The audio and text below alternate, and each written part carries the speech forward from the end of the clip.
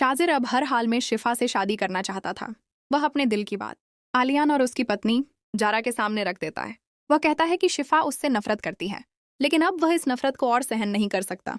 उसने शिफा को अपनी जिंदगी में लाने के लिए जो कुछ भी किया, सिर्फ इसी उम्मीद में किया कि एक दिन शिफा उसकी मोहब्बत को समझेगी। आलियान और जारा पहले से ही उमैर की वजह से बहुत परेशान थे। उन्हें उम्मीद थी कि शाजिर ही उनकी मदद कर सकता है।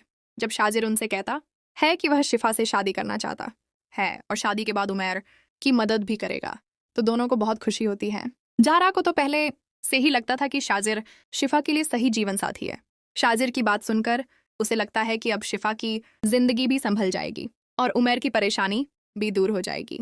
आलियान भी इस रिश्ते के लिए तैयार हो जाता है, लेकिन वह कहता है कि शिफा की मर्जी जानना जरूरी है। शाजिर उसे समझाता है कि वह शिफा से इस बारे में कोई बात ना करे और सिर्फ अपना फैसला उसे बताए। दूसरी तरफ शिफा शाजिर के सामने साफ कह देती है कि वह उससे मोहब्बत नहीं करती, बल्कि उससे नफरत करती है। शाजिर उसकी बात सुनकर भी पीछे हटने को तैयार नहीं होता।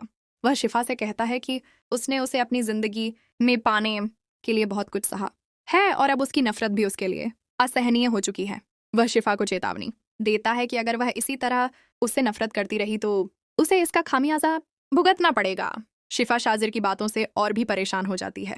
उसे समझ नहीं आता कि शाजिर आखिर उससे क्या चाहता है और उसकी जिंदगी को इस तरह उलझाने के पीछे उसका असली मकसद क्या है।